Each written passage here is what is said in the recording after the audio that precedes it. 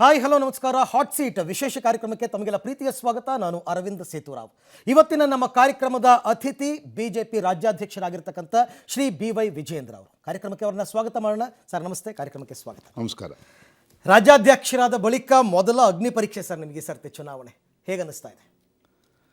ರಾಜ್ಯದ ಅಧ್ಯಕ್ಷನಾದ ಮೇಲೆ ಲೋಕಸಭಾ ಚುನಾವಣೆ ದೊಡ್ಡ ಸವಾಲು ನಮ್ಮ ಮುಂದಿದೆ. ದೊಡ್ಡ ಸವಾಲನ್ನು ನಮ್ಮೆಲ್ಲ ಪಕ್ಷದ ಕಾರ್ಯಕರ್ತರು ಮುಖಂಡರು ಒಗ್ಗಟ್ಟಾಗಿ ಒಂದಾಗಿ ಇದನ್ನು ಸ್ವೀಕಾರ ಮಾಡಿದ್ದೇವೆ.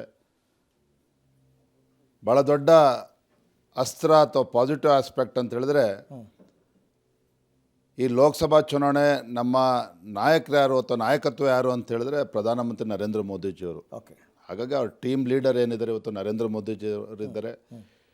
ಭಾರತ ದೇಶ ಅಷ್ಟೇ ಅಲ್ಲ, ಇಡೀ ವಿಶ್ವವೇ ನರೇಂದ್ರ ಮೋದಿಜಿಯವರ ನಾಯಕತ್ವನ ಒಪ್ಕೊಂಡಿದೆ, ಮೆಚ್ಕೊಂಡಿದೆ.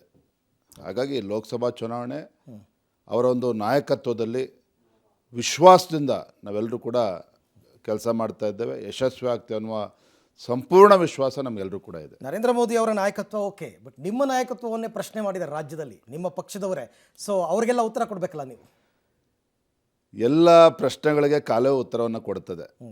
ನನಗೆ ಇವತ್ತು ನಮ್ಮ ವರಿಷ್ಠರು, ಪಕ್ಷದ ನಮ್ಮ ರಾಷ್ಟ್ರೀಯ ನಾಯಕರು ಇಂಥ ಮಹತ್ತರವಾಗಿರ್ತಕ್ಕಂಥ ಜವಾಬ್ದಾರಿಯನ್ನು ಅನೇಕ ಹಿರಿಯರು ಇದ್ದರೂ ಸಹ ನನಗೆ ಜವಾಬ್ದಾರಿಯನ್ನು ನೀಡಿದ್ದಾರೆ.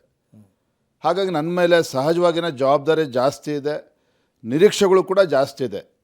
ವರಿಷ್ಠರಿಗೂ ಕೂಡ ನಿರೀಕ್ಷೆ ಜಾಸ್ತಿ ಇದೆ, ಕಾರ್ಯಕರ್ತರಲ್ಲೂ ಕೂಡ ನಿರೀಕ್ಷೆ ಸಾಕಷ್ಟಿದೆ. ಹಾಗಾಗಿ ಆ ನಿರೀಕ್ಷೆಗೆ ತಕ್ಕಂತೆ ರಾಜ್ಯದ ಅಧ್ಯಕ್ಷ ಅನ್ನೋದಕ್ಕಿಂತ ಹೆಚ್ಚಾಗಿ ಒಬ್ಬ ಸಾಮಾನ್ಯ ಕಾರ್ಯಕರ್ತನಾಗಿ ಅವ್ರ ಜೊತೆ ಬೆರೆತು ಕೆಲಸ ಮಾಡಬೇಕಾಗಿರ್ತಕ್ಕಂಥ ಕರ್ತವ್ಯ ನನ್ನ ಮೇಲಿದೆ, ಸವಾಲಿದೆ. ಅದರಲ್ಲಿ ಯಶಸ್ವಿ ಆಗ್ತೇನೆ ಅನ್ನುವ ಸಂಪೂರ್ಣ ವಿಶ್ವಾಸನೂ ಕೂಡ ಇದೆ. ಯಡಿಯೂರಪ್ಪನವರ ಪುತ್ರ ಅನ್ನೋ ಕಾರಣಕ್ಕೆ ಮಾತ್ರ ನನಗೆ ರಾಜ್ಯಾಧ್ಯಕ್ಷನನ್ನಾಗಿ ಮಾಡಿಲ್ಲ ಅಂತ ತಾವು ಒಂದು ಮಾತನ್ನು ಹೇಳಿದ್ರಿ. ಹೌದು, ನಿಮ್ಮ ನಾಯಕತ್ವವನ್ನು ನೋಡಿ ಪಕ್ಷ ನಿಮ್ಮನ್ನು ರಾಜ್ಯಾಧ್ಯಕ್ಷರನ್ನಾಗಿ ಮಾಡಿದ್ದಾರೆ ಅಂತಕ್ಕಂಥದ್ದಕ್ಕೂ ಉತ್ತರ ಕೊಡಬೇಕು ತಾವು ಈ ಚುನಾವಣೆಯ ಮುಖಾಂತರ. ನೋಡಿ, ಇವೆಲ್ಲವೂ ಕೂಡ ನಾನು ರಾಜ್ಯದ ಅಧ್ಯಕ್ಷ ಆದಮೇಲೆ ಸಾಕಷ್ಟು ಚರ್ಚೆಗಳು ರಾಜ್ಯ ಮಟ್ಟದಲ್ಲಿ ನಡೀತಾ ಇದೆ. ಕಾರ್ಯಕರ್ತರ ಮಟ್ಟದಲ್ಲಿ ಅನ್ನೋದಕ್ಕಿಂತ ಹೆಚ್ಚಾಗಿ ನಾಯಕರ ಮಟ್ಟದಲ್ಲಿ ಚರ್ಚೆಗಳು ನಡೀತವೆ. ನಾವು ಒಪ್ಕೊಳ್ತೇನೆ ಆ ಮಾತನ್ನು. ಓಕೆ, ಸಹಜ. ಯಾಕೆಂತ ಹೇಳಿದರೆ ಇಷ್ಟೆಲ್ಲ ಹಿರಿಯ ನಾಯಕರ ನಡುವೆನೂ ಸಹ ನಮ್ಮ ಪ್ರಧಾನಮಂತ್ರಿಗಳು, ನಮ್ಮ ರಾಷ್ಟ್ರೀಯ ಅಧ್ಯಕ್ಷರು, ನಮ್ಮ ಅಮಿತ್ ಶಾಜಿಯವರು ನನಗೆ ಜವಾಬ್ದಾರಿ ನೀಡಿದ್ದಾರೆ ಅಂದರೆ ಹಿರಿಯ ನಾಯಕರಲ್ಲಿ ಸಹಜವಾಗಿನ ಪ್ರಶ್ನೆಗಳು ಉದ್ಭವ ಆಗಿದೆ.